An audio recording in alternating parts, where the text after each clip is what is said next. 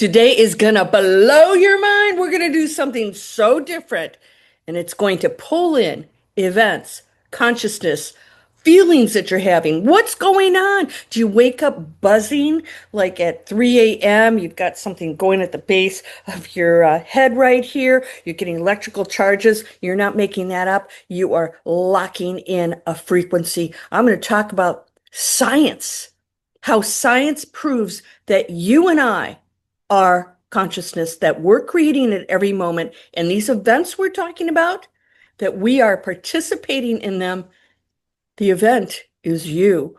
I'm going to explain something so mind-blowing today from the guy who created, the scientist, a materialist who created the microprocessor. Yeah, the reason why we have cell phones and computers has now come out with proof that you and I are consciousness way beyond any AI. We're going to talk about his journey, what he discovered, and you can understand today how you are the most powerful, free-willed co-creator. Are you ready for this? Let's go.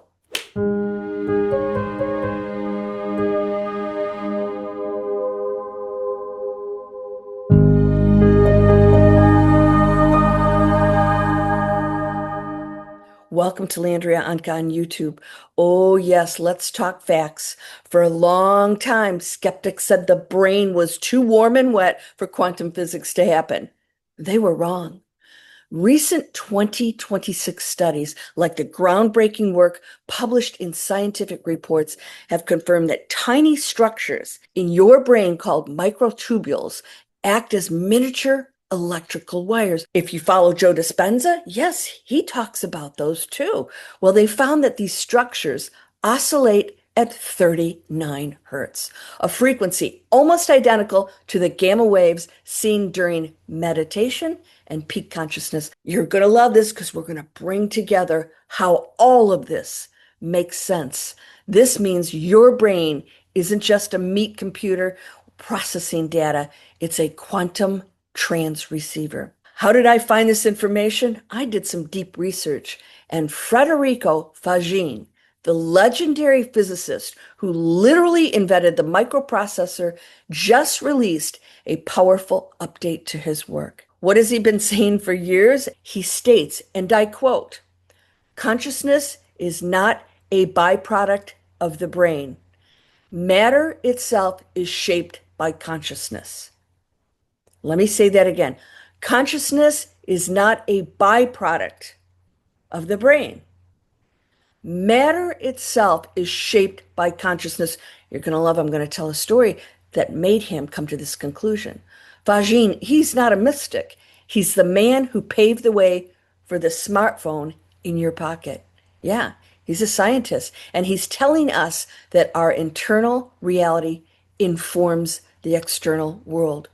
Every event we've ever talked about, every prediction from Casey to Baba Vanga and remote viewers is all controllable through our choice and consciousness that creates it.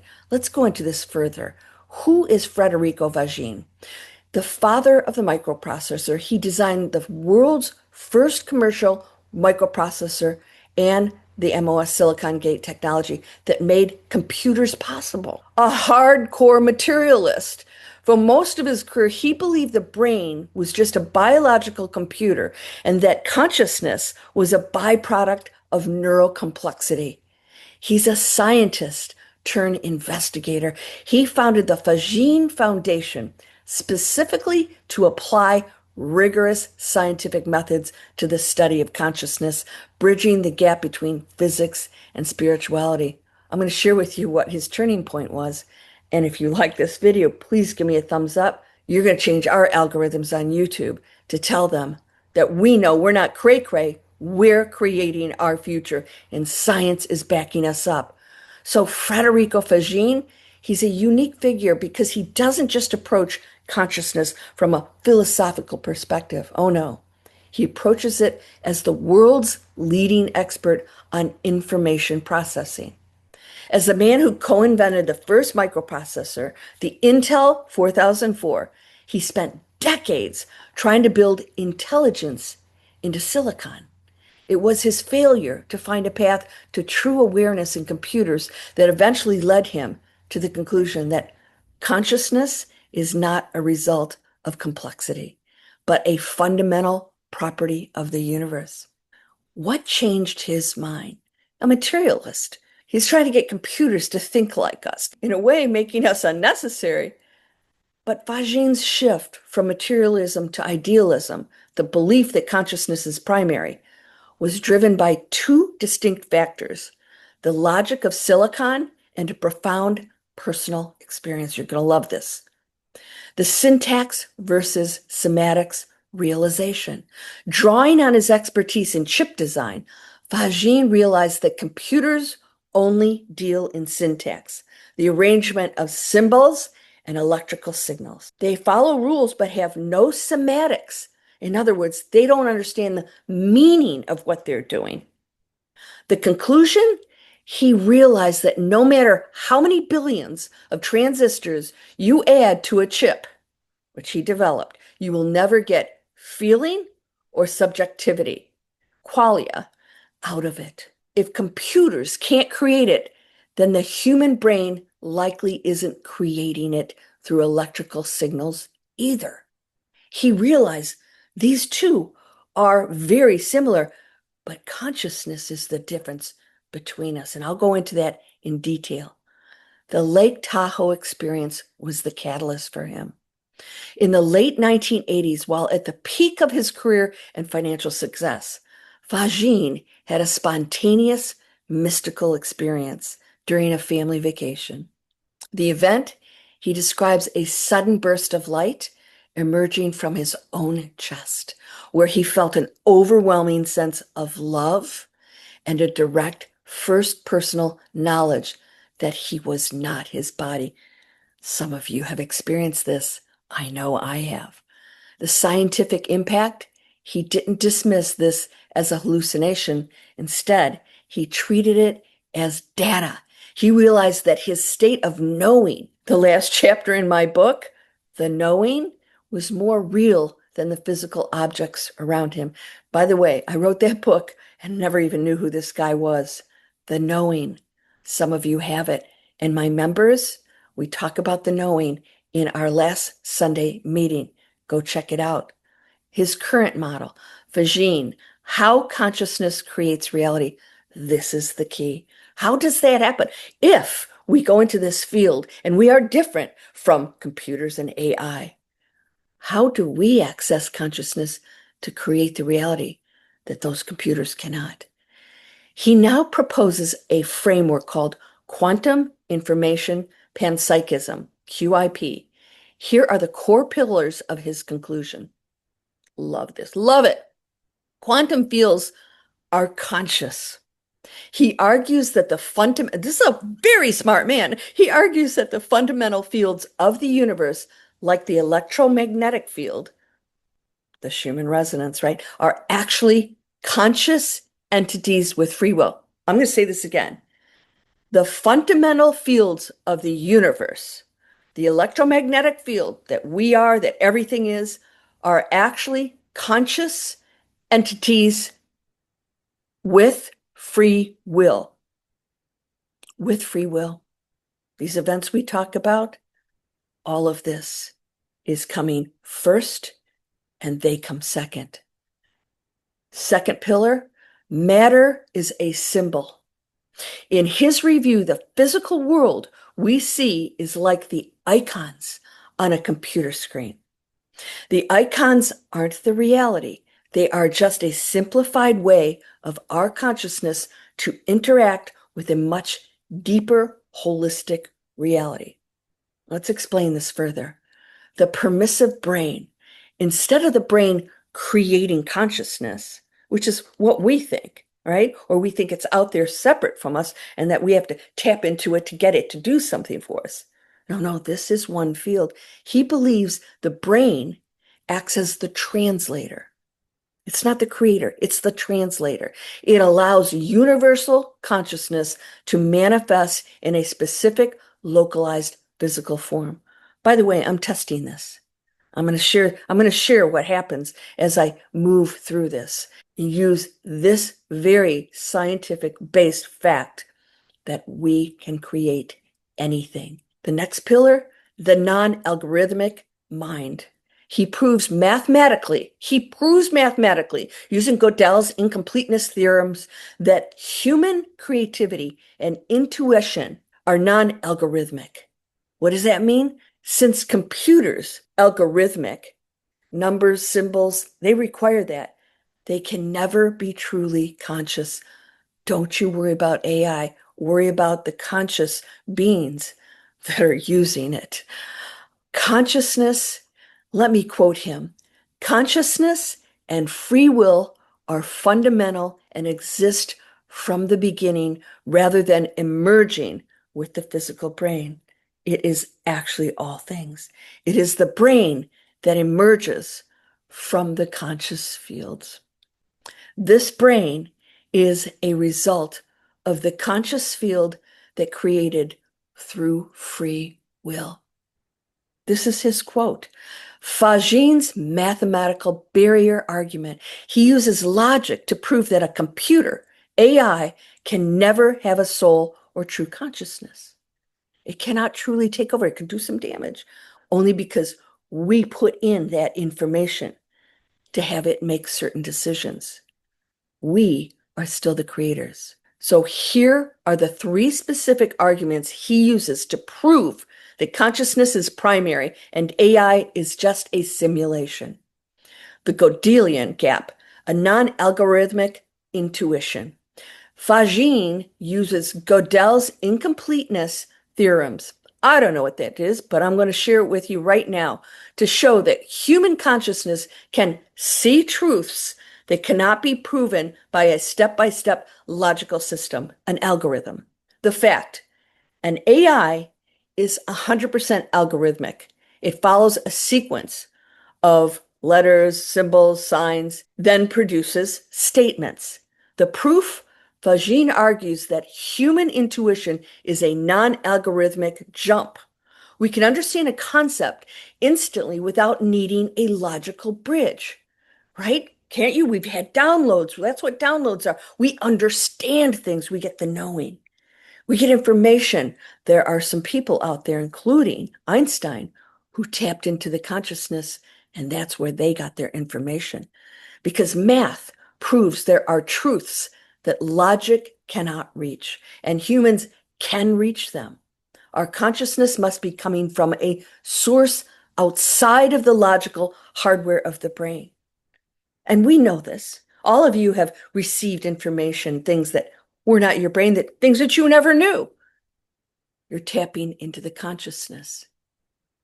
The qualia versus data barrier. This is his most famous argument for why the event is you. The event, these events we talk about, we have dates coming up, April, October 7th. The event is you. They come and go. There wasn't a miss anywhere. We were in charge, or thinking we're not in charge, actually didn't make the event happen. The fact, a computer can process the frequency of 700 nanometers data. It knows the number, but it does not experience the color red, qualia. It doesn't experience anything. The proof, Faggin points out that redness or sweetness has no physical existence in the world of atoms. It doesn't exist in the world of atoms. Atoms aren't red. They're just energy. Therefore, the experience of red is a semantic reality that exists only in a conscious field. Since a computer is only syntax, symbols, it can simulate the behavior of a person seeing red, but it is dark inside. There's nobody home to actually feel it. This is why people who go into high awakened states, I've been there myself when colors were so intense and beyond what you can imagine here as a human, right? When you go into that high frequency. And those who've had near-death experiences have explained that There were colors over there that don't exist here. That's consciousness. Let's talk about the CTP model, consciousness transform physics. Faggin developed a mathematical framework called the CTP model to explain how we create reality. You ready for this? We could start using it today to direct it with that free will to do things we truly desire. Monica, one of my members, asked me, how do I use this consciousness I'm in? How do we tap into it? And we're going to talk more and more about this. Faggin proposes that the universe is made of conscious units, CUs. These units have an internal reality, feelings, and intent, and an external reality, matters and pixels. Still connected. This feelings and intent creates matter and pixels. Nothing solid, right? The rendering proof, he argues that physics is just the shared language between conscious entities. When you observe something, you aren't looking at a pre-existing object, you're interacting with the quantum field to render a symbol, the object. I'm going to say this again. When you observe something, we know about the wave particle experiment, which we'll talk about in a moment. When you observe something, you aren't looking at a pre-existing object. This is not pre-existing. You're interacting with the quantum field to render a symbol, the object, that your brain can understand. Oh, this is cray-cray amazing stuff, right? Yes. So Federico Faggin, the man who gave us the CPU, proved mathematically that AI is blind to meaning. He showed that while a computer can process the data of a sunset, it can never feel the beauty, just like the color. That feeling, that qualia, is the proof that you are a quantum entity. You are. You're not this body. That lamp, that chair, that table is none of these things. You aren't a machine reacting to a world. You're a field of awareness that is rendering the world as you go. Edgar Cayce looking way more brilliant. Mind is the builder, and Faggin has proven that. The prophecy, the 2026 prophecy, we're going to bridge science and spirit. This brings us to the observer secret. In the classic double slit experiment, light particles, changed their behavior simply because they were being observed. But in this new 2026 frequency, the observer isn't just a guy in a lab coat. You are the observer. Everyone is. The Hopi Blue Star Prophecy spoke of a time when the web of reality would be torn and rebuilt. Science calls this the quantum entanglement. When your frequency shifts through your thoughts and your heart, you aren't just hoping for a better life. You're collapsing the wave function of a new timeline. Something's happening with that thought, with that intention. As Faggin says, our physical body is a quantum classical machine operated by the free will of our consciousness. We have free will. If you feel stuck, it is because you are observing your life through an old frequency lens. It's time to give this up.